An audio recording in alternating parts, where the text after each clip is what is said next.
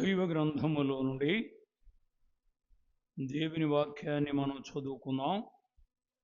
మనందక పరిచయమైనటువంటి పత్రిక తిమోతికి రాసిన మొదటి పత్రిక 6వ అధ్యాయము 20-21 వచనాన్ని నేను చదువుతాను. తిమోతికి రాసిన మొదటి పత్రిక 6వ అధ్యాయము 20-21 వచనాన్ని. ఓ తిమోతి, నీ కప్పగింపబడిన దాన్ని కాపాడి అపవిత్రమైన వట్టి మాటలు, జ్ఞానమైన అబద్ధముగా చెప్పబడిన విపరీత వాదములకు దూరముగా ఉండము. ఆ విషయంలో ప్రవీణులమని కొందరు అనుకొని విశ్వాస విషయంలో తప్పిపోయిరి. కృప మీకు తోడయుండునుగాక. ప్రార్థన చేసుకుందాం. పరిశుద్ధుడు అయిన దేవా, ప్రేమగల తండ్రి, ఘనమైన నీ నామమును బట్టి స్తోత్రములు చెల్లిస్తున్నాం. గొప్ప దేవా, ఇంతవరకు ఆరాధనలు నీ దాసును నిలిపి సంఘానికి కావలసిన హెచ్చరికలు, ప్రభువా, ఆరాధన ఎవరు చేయాలో, ఎలాగూ చేయాలో, ఆరాధన చేయవలసిన అవసరం ఏమిటో నాయన చక్కని హెచ్చరికలు మీరు ఇచ్చున్నారని నమ్ముచూ నిన్ను స్తుతిస్తున్నాం. గొప్ప దేవా, మరలా తరుగా చక్కని పాటలతో నిన్ను మహిమపరచగలిగాం. సమయంలో నాయన అల్పుడను బలహీనుడను భయముతో నీ సన్నిధిలో నిలిచి ఉండగా, వాక్యము నీది, ప్రజలు నీవారు, కేవలం నేను వట్టివాడనే, మా దగ్గర ఏమి లేదు, మీరు మాట్లాడితే మాకు ప్రయోజనకరము. చదవబడిన భాగములో నుండి అవసరమైన మాటలు అర్ధసహితముగా, ఆశీర్వాదకరంగా, దీవెనకరంగా, వ్యర్థమైన మాటలు నా నోటి ద్వారా రాకుండా మీరే మాట్లాడి మహిమ పొందమని యేసు ప్రభు ఘనమైన నామమును బట్టి స్తోత్రములు చెల్లించేడుకుంటున్నాము తండ్రి. ఆమేన్. ప్రభునందు ప్రియులారా, ప్రభు నామమును మీ అందరికీ కూడా ప్రేమపూర్వకమైన వందనాలు తెలియచేస్తూ ఉన్నాను. ఎందుకంటే ప్రభు ఈ దినము మనకి అనుకూలంగా ఇచ్చారు. అస్సంగా నేను ఈ దినము రావలసింది కాదు, చాలా రాత్రి పొద్దుపోయింది. సిమిరిబండ చేతులకి 12 గంటలైంది. కానీ నేను ఎలిమెంట్ పెట్టుకోపోవడం వలన ఈ చెవు అసలు వినపడదు, ఈ చెవు కూడా బాగా ఇది వచ్చేసింది. కనుక ఆ గుర అనేది వచ్చింది. ఆ గాలికి స్పీడ్ వచ్చాం, వర్షం వస్తుంటే స్పీడ్ వచ్చే వరకు పొరపాటున అది పెట్టుకోలేదు. అందువల్ల కొంచెం ఇబ్బంది జరిగింది. మంచిది. దేవుని వాక్యం మనం చదువుకున్నాం. తిమోతికి రాసిన మొదటి పత్రిక 6వ అధ్యాయము 20-21 వచనాలు మనం చదువుకున్నాం. అందులో తిమోతిని పౌలు హెచ్చరిక చేస్తున్నాడు. చివరి మాటలలో అన్నాడు, ఓ తిమోతి, నీకు అప్పగించబడిన దాన్ని కాపాడి.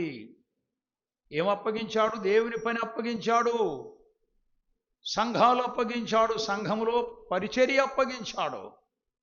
కాపాడుకో, నీకు అప్పగించబడిన కాపాడుకొని అపవిత్రమైన వట్టి మాటలు, జ్ఞానమని అబద్ధముగా చెప్పబడిన విపరీతవాదములకు దూరంగా ఉండము.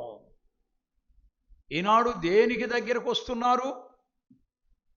వాదాలకు దగ్గరకు వస్తున్నారు. విపరీత వాదాలు మనకు అక్కర్లే. విపరీత వాదాలకు తావులేని గ్రంథము బైబిల్ గ్రంథము. వాదాలకు ప్రక్కన వెళ్ళాలి. మనకు అవసరం లేదు, మనకు తెలిసిన మాటలే. ఆత్మీయంగా ప్రభువుని మనం ఆయన చెప్పుకోవడానికి, ఆయన వాక్యము దర్శనాన్ని మనం చూడటానికి ఆయన ప్రతిదినం మనకిస్తున్న మంచి అవకాశము. విపరీత వాదాలు పెట్టుకునేవారు ఉన్నారు కొంతమంది. అంటే బైబిల్ చదవరు, బైబిల్ వినరు, సత్యమేమిటో తెలియదు, భావాలు తెలియని వారు విపరీత వాదాలు పెట్టుకుంటారు. కనుక వాటికి దూరంగా ఉండము. కారణం ఏమిటి?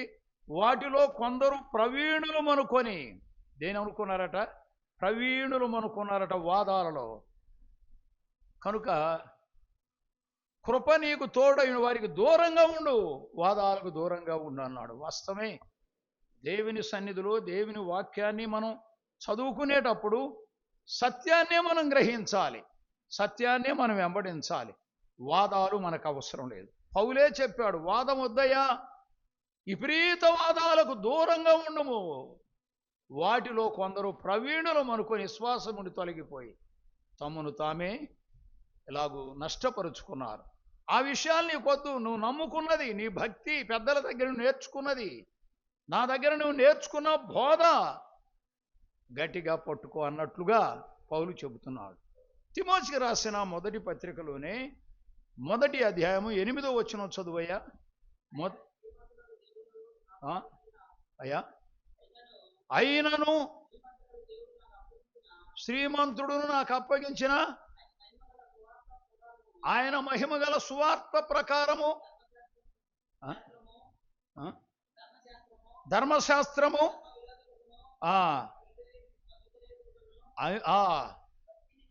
భక్తిహీనులకును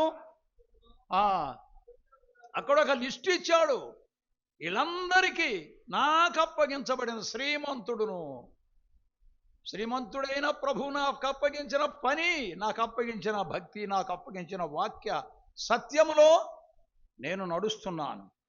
వాటికి దూరంగా ఉండి ప్రీతవాదాలకు దేవుని వాక్యాన్ని జాగ్రత్తగా నేను అనుసరించి నడుస్తూ ఉన్నాను అన్నాడు.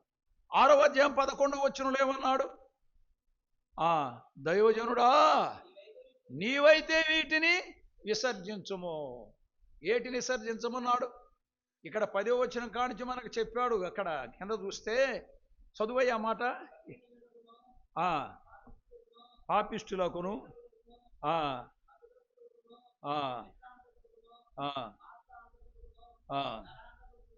ఎందుకనగా 10వ వచనం, ఎందుకనగా ధనాపేక్ష సమస్తమైన కీడులకు మూలము. కొందరు దాన్ని ఆశించి విశ్వాసముని తొలగిపోయి నానా బాధలతో తమ్మును తాము హత్య చేసుకున్నారట. ధనాపేక్ష. విశ్వాసుల్లో ధనాపేక్ష కలిగిన వారు, దైవజనుల్లో ధనాపేక్ష కలిగిన వారు మనకున్న దాంతో తృప్తి పొందాలి. ఇతరుల దానికి మనం ఆశించే వారిగా ఉండకూడదు.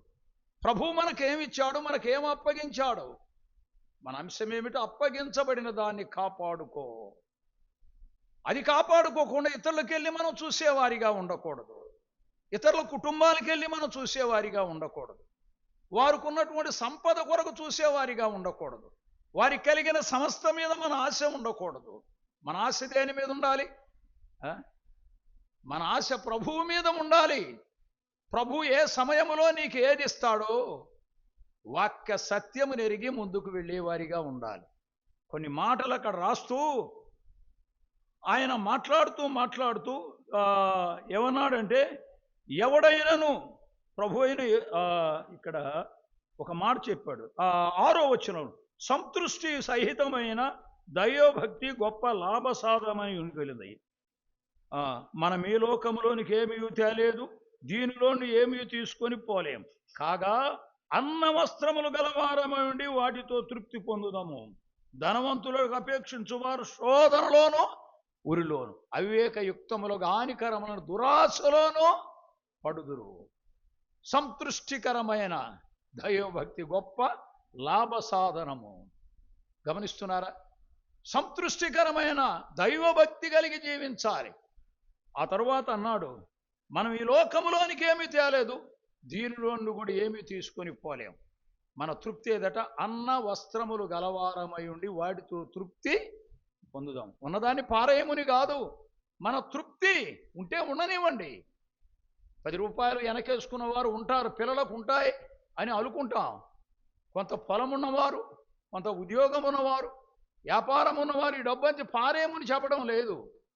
మనం ఈ లోకములోనికి ఏమి తేలేదు, దీనిలో నుండి కూడా ఏమీ తీసుకొని పోలేం. అన్న వస్త్రముల మీదనే మన దృష్టి ఉండాలి. అన్నము వస్త్రములు గలవారమై ఉండి దానితో తృప్తి పొందుదాం. ధనాపేక్ష సమస్తమైన కీడులకు మూలము అన్నాడు. అవునండి, అది మనకు ఉండకూడదు. ఆయాస ఉండకుండా ఏమన్నాడు ఇక్కడ? 9వ వచనంలో ఒక మాట అన్నాడు. ఏమన్నాడు? ధనవంతులొకటకు అపేక్షించువారు శోధనలోను ఉరిలోను అవివేకయుక్తములకు హానికరములైన అనేక దురాశలోను పడుదురు. అట్టి మనుషులను నష్టములను నాశనములను ముంచివేయును. ఆశ దేనిలో ముంచివేస్తుందట? నష్టము, నాశనంలోనికి తీసుకొని వెళుతుంది. ఆశ ఉండాలి కానీ దురాశ ఉండకూడదు. మనం ఉద్యోగం చేస్తున్నాం, నెల జీతం మనకు రాకపోతే మన పోషణ జరగదు. వాస్తవమే. పొలము చేస్తున్నాం, సంవత్సరంలో ఫలసాయం రావాలి. అది ఎక్కువ రావచ్చు, తక్కువ రావచ్చు. దేవుడిచ్చిన దాంతో మనం తృప్తి. కొంతమందికి ఎక్కువ వస్తుంది, కొంతమందికి తక్కువ వస్తుంది. కొంతమంది ఉద్యోగస్తులు, ఎక్కువ ఉద్యోగస్తులు ఉన్నారు, తక్కువ ఉద్యోగస్తులు సామాన్యమైనటువంటి వాటితోనే తృప్తి పొందేవారు ఉన్నారు. కానీ పైగా ఎక్కువ వచ్చేకెళ్ళి మనం చూడకూడదని. కనుక మన భక్తి దైవ భక్తి కలిగి జీవించే వారిగా ఉండాలి. విశ్వాసుల్లో కోటీశ్వరులు ఉన్నారు, నిరుపేదలు కూడా ఉన్నారు.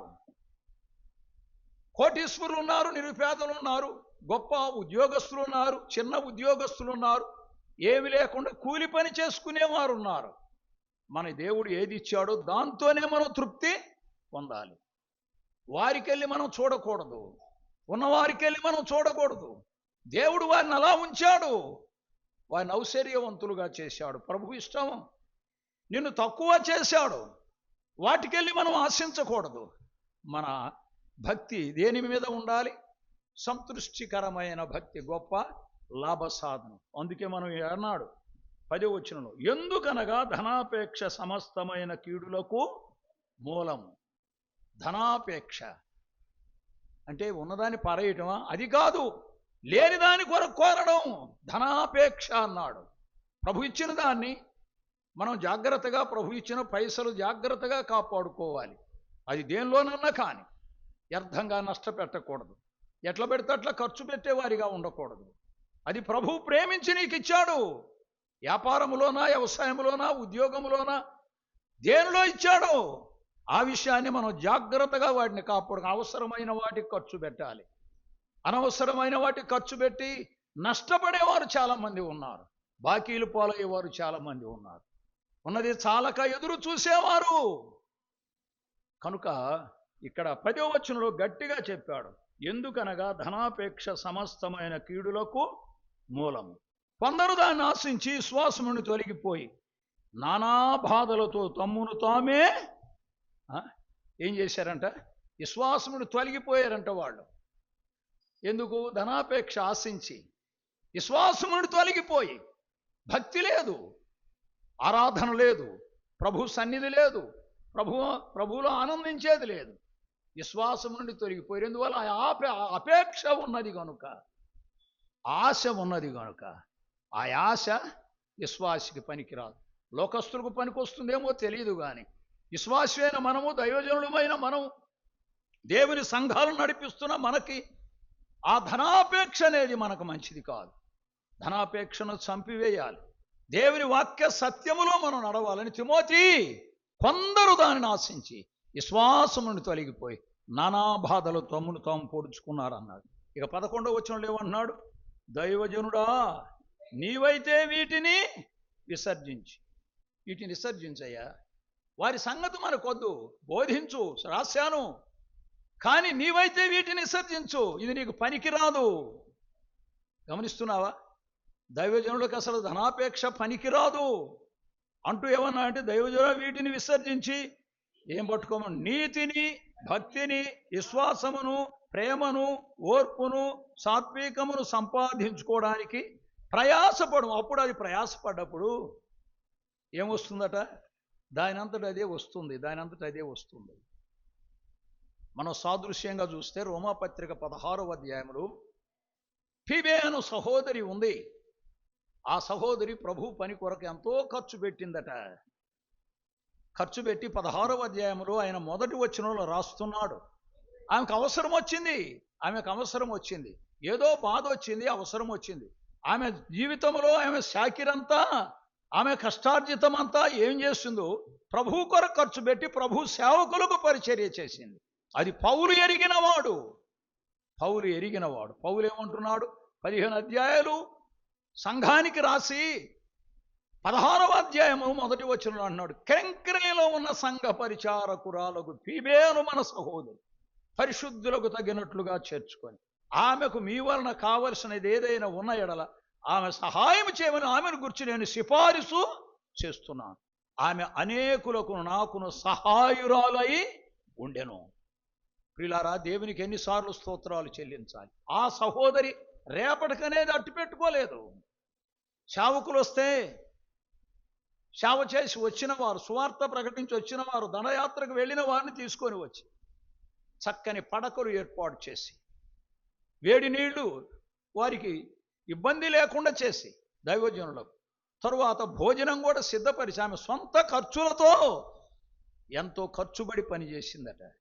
చివరికి ఆమెకి ఏదో పాపం అవసరం వచ్చి ఉంటుంది, దేహంలో బలహీనతో ఏదో చెప్పబడలేదు, కానీ ఆమెకు మీ వలన కావలసిన ఏదైనా ఉన్నాడలా ఆమెకు సహాయం చేయమని ఆమెను గురించి మీకు సిఫారసు చేస్తున్నాను. పౌలు సిఫారసు చేస్తుంటే ఇంకా దానికి ఇంకా తక్కువే ఉంటుందండి. ఆమెకి ఇంకా తక్కువే లేదు. కుప్పల కుప్పలు పడి ఉంటుంది, కుప్పల కుప్పలు వచ్చి పడి ఉంటుంది. సంఘాలు, సహోదరులు, సహోదరులు తీసుకొచ్చి ఆమె చుట్టూ పడవేసి ఉంటారు. గమనిస్తున్నారా? అంత గొప్ప ఆనందము కలగడానికి కారణం ఏమిటి? ఆమె పరిచర్య. ఆమె పరిచర్య. ఈనాడు కూడా చాలామంది ఉన్నదానికంటే ఎక్కువగా ఖర్చు పెట్టి పరిచర్య చేసే సోదరీలు ఉన్నారు, సోదరులు కూడా ఉన్నారు, లేవరని చెప్పలేం. వారికి ఏదైనా అవసరం వచ్చినప్పుడు, లేక మన సహోదరుల్లో ఎవరికైనా అవసరం వచ్చినప్పుడు మనం సహాయం చేస్తున్నామా? అమ్మా, అది సహాయం చేయటం అనేది విశ్వాసి లక్షణం. విశ్వాసి లక్షణం. భక్తి కలిగిన వారికి, పరిచర్య చేసిన వారి, వారు ఎంతో ప్రయాసపడిన వారికి మనం ఏం చేయాలి? అందుకే దైవజనుడా, నీవైతే వీటిని విసర్జించు. ఏం పట్టుకోమన్నాడు? నీతిని, భక్తిని, విశ్వాసమును, ప్రేమను, ఓర్పును, సాత్వికమును సంపాదించుకోవడానికి ప్రయాసపడము, నిత్య జీవము చేపట్టము. ప్రియమైన సోదరి సోదరులారా, మన జీవితాల్లో మనం ఎలాగూ నడుస్తున్నాం. తిమోతికి ఒక ప్రత్యేకమైన హెచ్చరిక ఇస్తున్నాడు. నీకు అప్పగించబడిన దాన్ని కాపాడుకో అన్నాడు. గమనిస్తున్నారా? కాపాడి ఆయన పని పూర్తిగా చేయడానికి మనం ముందుకు వెళ్ళేవారిగా ఉండాలి, ప్రయాసపడాలి. ఎంత కష్టమైనా, నష్టమైనా. కొన్నిసార్లు నష్టం వస్తుంది, కొన్నిసార్లు కష్టంగా ఉంటుంది దేవుని పని, కొన్నిసార్లు నష్టం వస్తుంది. కొన్నిసార్లు కొన్ని స్థలాలకి వెళ్ళినప్పుడు వారు మనకి ఏమి సహాయం చేయలేరు, కొన్నిసార్లు చేయగలిగి కూడా చేయలేరు. ఎందువల్ల? అది ప్రభు పరీక్ష. నాలాంటి సేవకులు ఎక్కడికైనా సేవ చేయడానికి వెళ్ళినప్పుడు దేవుని పరీక్ష కొన్నిసార్లు చేస్తాడు. ఏమన్నా నిలుస్తాడా, నిలవడా అని. దేవుడు అక్కడ కాకపోయినా ఇంకొక చోట సమృద్ధిగా, నేను ప్రభు సన్న చాలాసార్లు ఈ సంభాషణ, ఎందుకంటే ఆయన మంచి అనుభవం గలవాడు. సేవకులు ఎలాంటి కష్టపడ్డారో, ఎలాగో సేవ చేశారో ఆయన ఎరిగినవాడు. దేవదాసు గారు, పి దేవదాస్ గారు, టి దేవదాస్ గారు, ఎస్ ఆనందం గారు, ప్రభుదాసు గారు, డేవిడ్సన్ గారు ఆ స్థలాల్లో, ఆ సమయాల్లో పనిచేస్తుండగా, ఇప్పుడైతే అంత సమృద్ధిగా ఎక్కడైనా భోజనం పెడతారు, ఇబ్బంది లేకుండా చేస్తున్నారు. ఆనాటి దినాల్లో వారికి కష్టాలు, ఇబ్బందులు అయినా వారు నడిచి వెళ్ళి సువార్త ప్రకటించి, తినకుండా ఏమీ లేకుండా కూడా ఇంటికి వచ్చి పస్తులు పండుకున్న దినాలు ఆ దినాల్లో ఉన్నాయి. ఆనాడు సంఘాలు స్థిరంగా స్థిరపడలేదు, బలపడలేదు. ఈనాడు సంఘాలు అన్ని స్థలాల్లో ఉన్నాయి. ఈనాడు మానవుడు అపేక్ష ఎక్కువైపోయింది, ధనాపేక్ష. సేవకుల్లోనేనండి సంపాదించాలి. ఏం చేసుకుంటారు వీరు? జనానికి సువార్త ప్రకటించి సంపాదించి, సంపాదన. కొంతమంది సేవకులు ఎంగిలి చేస్తూ కూడా కాయకి నదిలించరు. ఎందువల్ల? ఎవరైనా పేదవాళ్ళు, విధవరాలు కనబడినప్పుడు వారికి ఏదైనా సహాయం చేస్తున్నారా? నా వంతు నేను, నీ వంతు నీవు చేస్తున్నామా? చేసేవారిగా ఉండాలి. ప్రభు ఇచ్చిన దానిలో మనం ఒక్కలే ఉపయోగించుకోకూడదు. ప్రభు ఇచ్చినటువంటి ఆదాయములో, అది సేవలోనా, ఉద్యోగంలోనా, వ్యాపారంలోనా, వ్యవసాయంలోనా వస్తుంది కదా. ఎంతమందికి నీవు సహాయం చేస్తున్నావు? ఒక సేవకులకే కాదండి, విధవరాండ్రు, పేదవారు ఉన్నారు, ఆహారానికి జరగని వారు చాలామంది ఉంటున్నారు. వారికి ఏమన్నా మనం అందిస్తున్నామా? అందించేవారిగా ఉండాలి, నేర్చుకోవాలి. తిమోతికి నేర్పుతున్నాడు. అలాగ అందించి సేవకులు అయిన మనము, లేక విశ్వాసులమైన మనము దైవభక్తి కలిగి పూర్తిగా ముందుకు నడిచేవారిగా ఉండాలి. తిమోతికి రాసిన 2వ పత్రికలో 2వ అధ్యాయము 1వ వచనం చదువయ్యా. నా కుమారుడా, క్రీస్తు యేసునందున కృప చేత బలవంతుడు కమ్ము. దేనిలో బలమంట? క్రీస్తు యేసునందున కృప ద్వారా బలవంతుడు కమ్ము. నీవనేక సాక్షుల ఎదుట నా వలన వినిన సంగతి ఇతరులకు బోధించకు సామర్థ్యము గల నమ్మకమైన మనుషులకు అప్పగించము. దేవుని పని ఎవరికి అప్పగించాలంట? నమ్మకమైన వారికి. నమ్మకమైన వారికి. అవును, ఎవరికైనా అప్పగిద్దామంటే నమ్మకమైన వాళ్ళు ఎవరు రావట్లేదు అన్న అంటాడు ప్రభుదాస్ అన్న. వాస్తవమే. నేను ఇంకోళ్ళ సంఘాన్ని ఒకరికి అప్పగిద్దాం అనుకుంటున్నా. కొద్ది మంది అయినా 20 మంది ఉంటారు. ఆ సంఘములో ఎక్కువ ఆదాయం వస్తుంది. వారు 3 4 వారు దశంభాగం తప్పకుండా వేసేస్తారు. ఎంత వేయాలో వేస్తారు. ఆదాయం వస్తుంది. ఒక సంఘం ఒక వ్యక్తికి అప్పగిద్దాం. అదే సంఘాన్ని చూసుకుంటూ పరిచర్యలో పాలు పొంది ఆ ఆదాయాన్ని వచ్చినటువంటి సంఘములో ఉన్నదాన్ని ఆయన ఉపయోగించుకుంటాడని నేను ఆలోచన చేస్తుంటే సామర్థ్యం గల వారు ఎవరు నాకు కనబడడం లేదు. సంఘాలను పాడు చేసేవారే, వారి నైపుణ్యతను చెప్పేవారు చాలామంది ఉన్నారు. కానీ భారము కలిగి పని చేసేవారు ఎవరు నాకు తగలలేదు. ప్రభు ఇస్తాడనుకోండి, ఎప్పుడొకసారి వస్తారు. దేవుని పని అప్పగిస్తే ఆ పనిని పాడు చేసేవారిగా ఉండకూడదు, పనిని అభివృద్ధి పరిచేవారిగా ఉండాలి. ఒక సంఘానికి మనం వెళ్ళామంటే ఆ సంఘానికి పేసీలు పెట్టకూడదు, పేసీలు రాకూడదు. ఆ సంఘాన్ని ఆశీర్వాదకరంగా ఉండాలని మనం ప్రార్థన చేయాలి. ఆ వ్యక్తులు, ఆ కుటుంబాలు అభివృద్ధి పొందాలి, విశ్వాసములో ఎక్కాలి అనే సంగతిని మనం గ్రహించాలి. నేను ఎంతో కాలం నుండి మీ సంఘానికి నేను వస్తున్నాను. కానీ ఎవరికైనా ఏ విధము చేతనైనా ఎక్కడి మాట అక్కడే మనం అలాగే నడవాలి, అలాగే నడవాలి. ఒకరు వచ్చారంటే ఎవరికొకరికి ఒక గుడిపాడులో మీటింగులు జరుగుతూ ఉన్నాయి. ఒక ఆయన సేవకుని పిలిచారు, బంధువు అంటే మాతో పాటు స్పీకరు. మొన్న గుడిపాడులో మీటింగ్ జరుగుతుంటే సదానందరావు గారికి వాళ్ళ బంధువులు చనిపోయారని ఆయన వెళ్ళిపోయారు. వాళ్ళ ఇంటికాడే భోజనాలు. ఇంకొకరి ఇంటి దగ్గర వాళ్ళ బంధువులే వారి ఇంటి దగ్గర జరుగుతుంటే అక్కడికి భోజనానికి తీసుకెళ్తే ఇంకొక ఆయన ప్రక్కన ఉన్నాడు. ప్రసాదరావు గారు ప్రకటనలు చేస్తున్నాడు. నువ్వెందుకు చేయట్లేదండి ప్రకటన? నువ్వు కూడా ఒకసారి చేయలేదా అంటున్నాడు ఈయన. ఈయనకి ఎందుకు అంత అవసరం? ఆయన చేసే పని ఆయన చేస్తున్నాడు. బ్రదర్, నీకు అది అనవసరం. ఆ టాపిక్ ఇప్పుడు ఎక్కదు. మనం వచ్చింది భోజనానికి, భోజనం చేసి వెళ్ళాలి. ఆయనతో నీకేమిటి? గట్టిగా గద్దించాను. మంచి వాడబడే స్పీకరేనండి, ఎందుకు ఆయనకా పని? ఆయన ప్రకటించకపోతే ఈయనకేమిటి? అంత అవసరమా? ఎవరొకరు ప్రకటిస్తున్నారు, నీకేమిటి? తర్వాత నేను గద్దించాను ఆయన. నీకు అనవసరం అండి ఇలాంటి మాటలు. నువ్వు వచ్చావా, భోజనం చేసావా, నీకు వాక్యం ఇచ్చారా, మాట్లాడు, వారి దగ్గర ఉండు, నేను ఎక్కడి నుంచో అక్కడ ఉంచు. ఇలాంటి విపరీత వాదాలకు దూరంగా ఉండాలి. విపరీత వాదాలు పెట్టుకుని సంఘాలను పాడు చేసేవారు. కనుక ప్రియులారా, ఈ సమయంలో మనం జ్ఞాపకం చేయాలి. నా కుమారుడా క్రీస్తు యేసునందున్న కృప చేత బలవంతుడవు కమ్ము.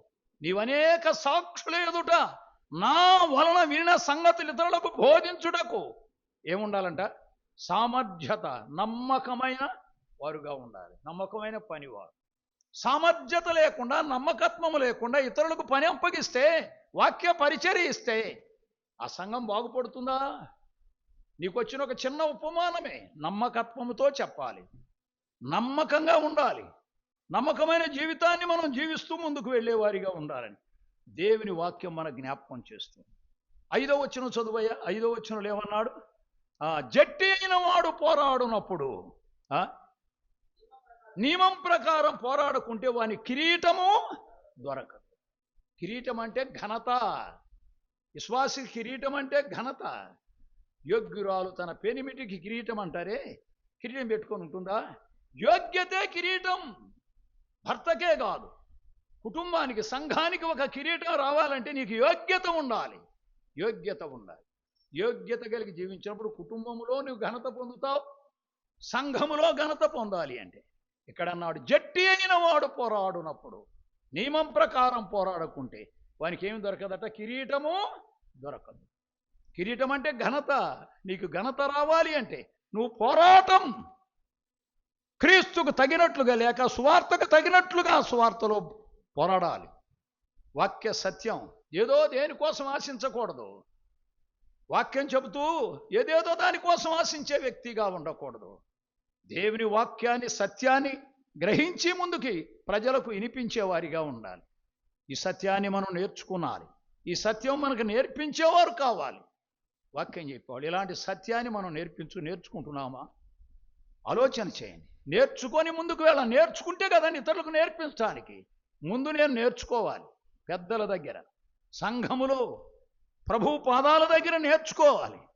అప్పుడు నేర్చుకున్నప్పుడే మనం దేవుని ఘనపరచగలం. దేవుని ఘనపరచాలంటే నేర్చుకోవాలి. ఎక్కడెక్కడో బైబిల్ స్కూల్లో నేర్చుకోవటం కాదు. బైబిల్ స్కూల్లో నేర్చుకున్న వాళ్ళందరూ ఈ ల్యాబ్ షాపులో వచ్చి చదువుతూ ఉంటారు కూర్చొని. అక్కడ మేము ప్రభు పాదాల దగ్గర నేర్చుకున్నాం ఈ మాటలు దైవజనులు పెద్దల దగ్గర నేర్చుకున్నాం. సంఘములో నేర్చుకున్నాం. బైబిల్ స్కూల్లో కాదు, ల్యాబ్ స్టాప్లో కాదు. ఎన్ని కొట్టి ప్రసంగాలు చేస్తుంటే ప్రతివాడి దగ్గర ఒకటి ఉంటుంది. ఇంత పొడుగు తీసుకొచ్చి పెట్టి కొడతా ఉంటారు. గమనిస్తున్నారా? అది నేర్పరితనం. దైవ గ్రంథములో మనం సిద్ధపాటు కలగాలి. వాక్యం చెప్పాలి అంటే ఈరోజు ఏమి చెప్పాలి, ఎలాగూ చెప్పాలి. మన సొంతంగా వాక్యం సిద్ధపడుతున్నావా? ఎవరి మీద ఆధారపడుతున్నావా? ఎవరి మీద ఆధారపడే కొన్ని మాటలు ఉంటాయి, వాటిని మనం కూర్చుకోవచ్చు, తప్పు లేదు. అసలు నీ సిద్ధపాటు ఉందా? దైవజనుడైన వారికి నీ సిద్ధపాటు ఉందా? వాక్య సిద్ధపాటు కలిగి మనం చెప్పాలి. పౌలు ఆయన సిద్ధపాటు కలిగి చెప్పాడు. ఆయన సిద్ధపాటు కలిగి ఇలాగే ఉండాలి అన్నాడు. ఏమన్నాడు? క్రీస్తు యేసునందున్న కృప చేత నీవు బలవంతుడవు కమ్ము. నీవనేక సాక్షుల ఎదుట నా వలన వినిన సంగతులు ఇతరులకు బోధించుటకు సామర్థ్యము గల నమ్మకమైన మనుషులకు అప్పగించుము. నా దగ్గర విన్నావే, ఈ నేర్చుకున్నావు. ఈ నేర్చుకున్న మాటలు ఇతరులకు సామర్థ్యం ఉండాలి, నమ్మకత్వము ఉండాలి. తానుకు అప్పగించుమన్నాడు. అలాగ అప్పగిస్తే సంఘాలు ఆశీర్వాదకరంగా ఉంటాయి. ఆత్మలు అభివృద్ధి పొందుతాయి. ఆత్మలు ఎదుగుతూ ఉంటాయి. ఇక్కడ మాట అక్కడ మాట ఇక్కడ చెప్పి సంఘాలను నిలదీసేవారు చాలామంది ఉన్నారు. వాస్తవంగా నేను, భిక్షాల్ గారు, మంగమ్మ చాలా బాగుండేవాడు. నేనంటే అవి ఎంతో ప్రేమ. అలాగుండేది. మా ఇద్దరి మధ్య సమస్య పెట్టి సంఘాన్ని చీల్చారు తిమ్మసుందరపోళ్ళు. గమనిస్తున్నారా? ఇంకెవరోగా తిమ్మసుందరపోళ్ళే. ఇప్పుడు పెత్తనం చేస్తుంది కూడా వారే. అక్కడ మంగమ్మనే భిక్షాలు అనే వాళ్ళకి నేనంటే ఎంతో ప్రేమ. నేను వాళ్ళకంటే చిన్నవాడిని. ఎంతో బాగా చూసుకునేవారు. నన్నంటే బాగా గౌరవించేవారు. కానీ అసూయ తీసుకొని వచ్చి పెట్టారు. ఎందుకు? వాళ్ళని మనం పిలిచాం కనుక, వాళ్ళకి మనం సమయం ఇచ్చాం కనుక. ఆనాలు తెలిసి తెలియనటువంటి పరిస్థితుల్లో ఉన్నప్పుడు సంఘాన్ని 2 భాగాలు చేశారు. ఇప్పటికీ ఆ విషం పోలేదు. నరనరాలకి ఎక్కింది. ఎలిక ముందు పోశారు. నరనరాలకి ఎక్కింది. ఇక ఆ నరనరాలకి ఎక్కింది కదా వచ్చేది కాదు. నేను ఈ మధ్య అన్నాను, అక్క మనం కలిసిపోదాం, సంఘం కలుపుదామంటే వాళ్ళు కలవలేరు. సరేనయ్యా నేను కనుక్కొని చెబుతాను. ఇక ఆమె మళ్ళీ నా దగ్గరికి రాలేదు. అంటే నాకు జరగందని కాదు, 2 ఎందుకు, మనం కూడా వెళ్ళిపోయే సమయం వచ్చింది. ఎందుకంటే సుజాతమ్మ చనిపోయినప్పుడు నన్ను పలకరించడానికి వచ్చింది. అయ్యా దిగులు పడబాక అది ఇది అని చెప్పి కొంత ఓదార్పు చెప్పిన తరువాత నేను అన్నాను, బిచ్చాల గారు చనిపోయాడు, సుశాలరావు గారు చనిపోయాడు, సుజాతమ్మ చనిపోయింది, ఇక మన ఇద్దరి పని కూడా అయిపోయింది. సంఘం కలిపి వెళ్ళిపోదాం మనం, ఆశీర్వాదకరంగా ఉంటుంది. ఆమెకి ఇవ్వాల్సినటువంటి నీ దగ్గర ఉన్న పైసలు అట్టు పెట్టుకో. ఇప్పటి వరకు నా దగ్గర ఉన్నాయి, సంఘానికి ఇస్తా. ఇద్దరిని పెట్టి సంఘం కలుపుదాం, బాగుంటుందని చెబితే ఇంకా ఆమె వెళ్ళింది. మళ్ళీ నా దగ్గరికి రాలేదు. ఎందువల్ల?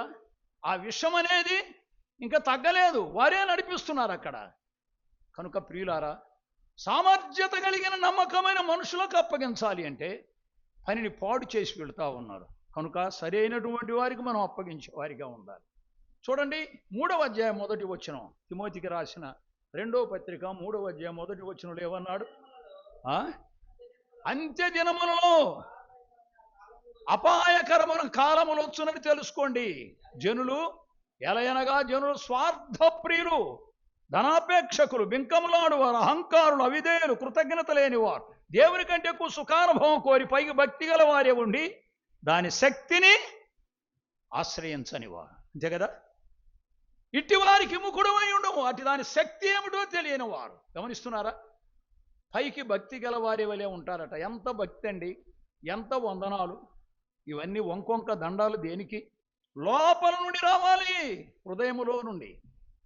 మన జీవితాల్లో మనం ఎంతకాలం బ్రతుకుతామండి భూమి మీద? ఎంతకాలం బ్రతుకుతాం?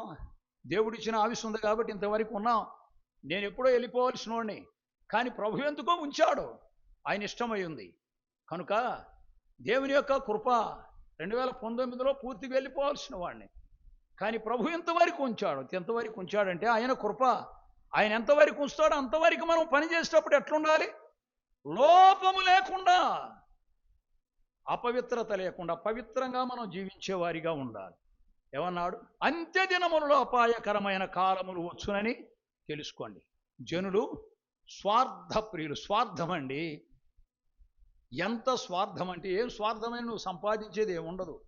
నీకున్నది నీకే ఉంటుంది, నీ పేదరికము నీకే ఉంటుంది, నీ అభివృద్ధి నీకే ఉంటుంది.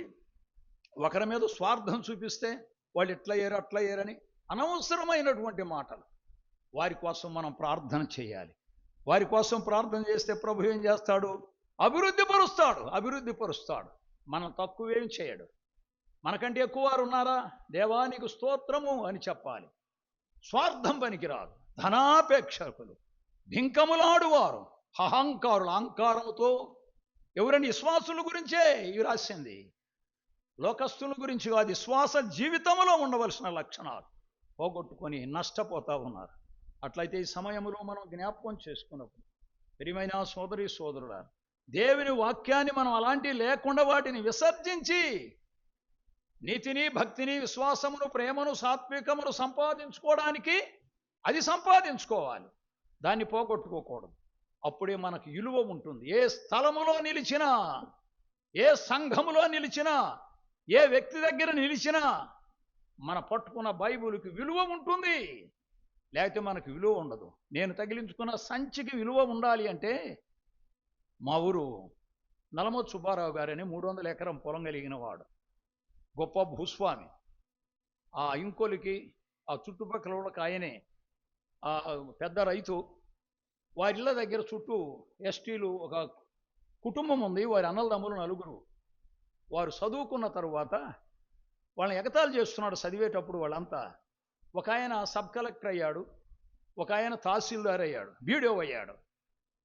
బీడిఓ ఉంటే తహసీల్దార్ ఉండి ఒకటేనేమోలే అయ్యాడు. వాళ్ళిద్దరు కలిసి ఈ కలెక్టర్ గారికి గుంటూరు వేస్తే, గుంటూరు నుంచి ఇక్కడికి మా ఊరు క్యాంపుకి వచ్చాడట.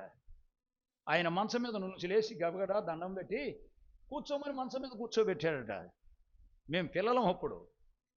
ఎర్రగా మంచి చక్కగా ఉంటాడు ఆయన, తిరుపతి రాయుడని.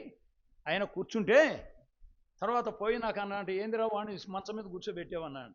వాడికి దండం పెట్టి మంచం మీద కూర్చోబెట్టేవేందంటేను ఆయన అన్నాడంట, వాడుకు కాదని నేను దండం పెట్టి వాడు చదువుకు అన్నాడంట. చూడండి ఎంత అసూయభావం, ఎంత అసూయభావం చూడండి. వాడికి కాదురా నేను దండం పెట్టింది, వాడు చదువుకి. చదువులో ఎంత విలువ ఉందో చూడాలి యవనస్తులు. చదువులో ఎంత విలువ ఉందో చూడండి. వాళ్ళ ఇంటి చుట్టూ పందులు కాసేవారు వాళ్ళు. పందులు కాసే ఆ దినాల్లో వాళ్ళ ఇళ్ళ చుట్టూ, వాడి ఇళ్ళ దగ్గర అన్నం కొచ్చుకొని పెట్టారు వాడి తల్లిదండ్రులు వాళ్ళకి. కానీ ఇప్పుడు ఏం చేశాడు? వాడింటికి వచ్చి ఆయన లేచి నిలబడితే ఆయన మంచం మీద కూర్చోగలిగాడు. విలువ చూడండి చదువులు ఎంత ఉందో. కనుక సామర్థ్యత కలిగి ముందుకు నడిచినప్పుడు దేవుడు అన్నిట్లో కూడా ఆయన ఆశీర్వాదం కలిగిస్తాడని మనం జ్ఞాపకం చేసుకుంటున్నాం. అంత్య దినములు, ఈ అంత్య దినాలు, ప్రభు రాబోయే దినాలు, త్వరగా రాబోతున్నాడు. ఆయన రాకడది సమీపంగా ఉంది కనుక దేవుని వాక్యాన్ని మనం జాగ్రత్తగా వినాలి. చూడండి, కొరింథీయులకు రాసిన మొదటి పత్రిక మనం ముగించబోతున్నాం. కొరింథీయులకు రాసిన మొదటి పత్రిక 9వ అధ్యాయం 16వ వచనం చదువయ్యా. 9వ అధ్యాయం 16వ వచనం.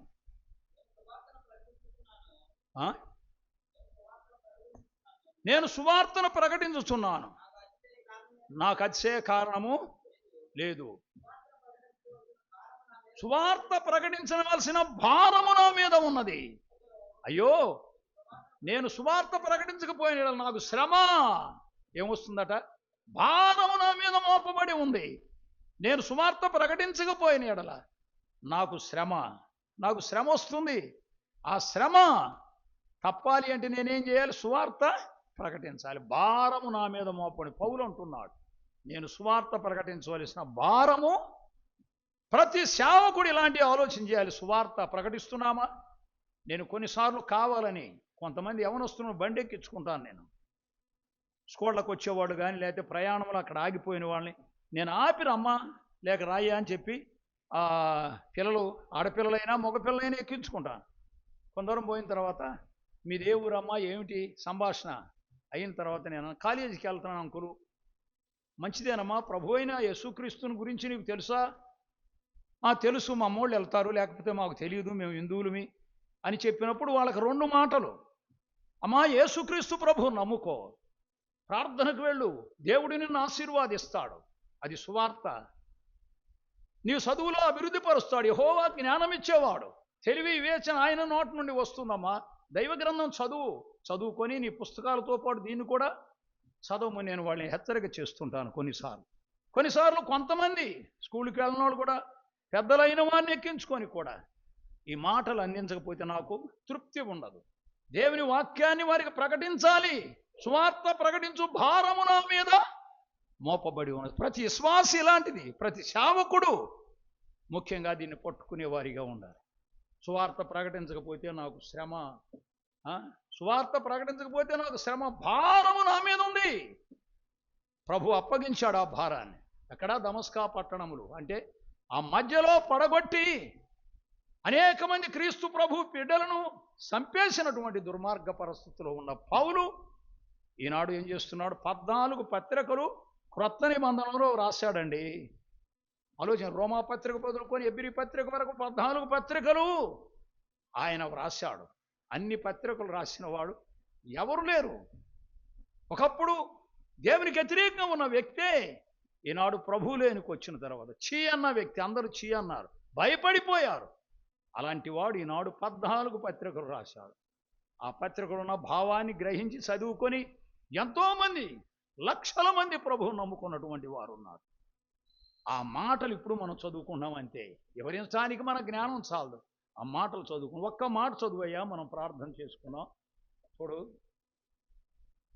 ఫిలిప్పీలకు రాసిన పత్రిక 2వ అధ్యాయము 12వ వచనాన్ని చదువుకుందాం. ఫిలిప్పీలకు రాసిన పత్రిక 2వ అధ్యాయం 12వ వచనం ఏమన్నాడు? కాగా నా ప్రియులారా,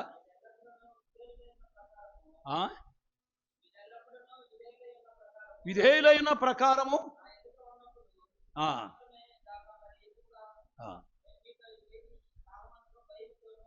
భయముతోను భక్తితోను మీ సొంత రక్షణను కొనసాగించుకొనుడి. నేను మీతో ఉన్నప్పుడు, మీతో లేనప్పుడు కూడా మనం ఏం కొనసాగించుకోవాలంట? మన సొంత రక్షణ. డబ్బు పెట్టి కొన్నామా? మనం విలువ పెట్టి కొనబడిన వారిమి. క్రీస్తు రక్తధారులు కార్చాడు మన రక్షణ కొరకు. ఆయన శరీరమును అర్పించాడు, ఆయన ప్రాణాన్ని మన కొరకు దారబోశాడు. ఆయన సంపూర్ణంగా మనకిచ్చిన రక్షణ మన సొంత రక్షణ. మన సొంత రక్షణ కొనసాగించుకోవాలి. ఏం చేయాలి? భక్తిలో ఉండాలి, ప్రేమ కలిగి జీవించాలి, ప్రార్థనాపరులమై ఉండాలి, వాక్యాన్ని ధ్యానం చేస్తూ ఉండాలి.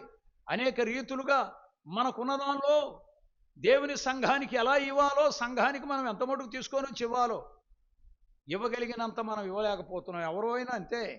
ప్రభు భాగాన్ని మనం ఇవ్వలేకపోతా ఉన్నాం. మన బలహీనత అదే. మన బలహీనత ముఖ్యంగా మన బ్రదర్న వారి బలహీనత అదే. కొన్ని సంఘాలు ఉన్నాయి, ఖచ్చితంగా వారు 10వ భాగం ఇస్తారు.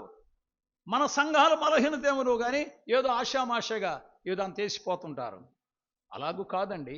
మనం నెల జీతాలు, నెలవారీ జీతాల్లో 10వ భాగం వేయాలి. మన కొంత రక్షణ కొనసాగించాలి అండి. ఆ రక్షణకు తగినట్లుగా ఒక భాగంగా మనం అది వేయాలి. మనం సంఘాన్ని గౌరవించాలి, సంఘ పెద్దలను గౌరవించాలి, సేవకులను గౌరవించి ముందుకు వెళ్ళినప్పుడు ప్రభు ఆశీర్వాదిస్తాడు. ఎందువల్ల? ప్రభు మనలను ఏం చేశాడు? ఆయన పవిత్రమైన రక్తధారలు కార్చి ఆయన శరీరాన్నే మన కొరకు అర్పించాడు, ఆయన ప్రాణాన్ని మన కొరకు అర్పించాడు, ఆయన దేహమంతటిని మన కొరకు అర్పించి చనిపోయి సమాధి చేయబడి ఆయన తిరిగి లేచిన మహోన్నతుడు. అమ్మా అయ్యా, దేవుని వాక్యానుసారంగా మనం జీవించినప్పుడు, వాక్యానుసారంగా కొంతమంది జీవిస్తున్నారు, వారు తెలియకుండానే పరోక్షంగా, ప్రత్యక్షంగా కొంతమంది ఉంటారు, పరోక్షంగా కొంతమంది ఉంటారు. అందరినీ మనం కొంతమంది తెలియని వారు, కొంతమంది ఇవ్వని వారు ప్రభు పని కొరకే మనం ఇచ్చి ఆయన ఘనపరచాలని ప్రభు పేరట ప్రేమతో మనం చేస్తూ నేను ముగిస్తున్నాను. దేవుడి మాటలు మనందరి ఇనికిడిలో దీవించి ఆశీర్వాదించి దీవించునుగాక. ఆమేన్.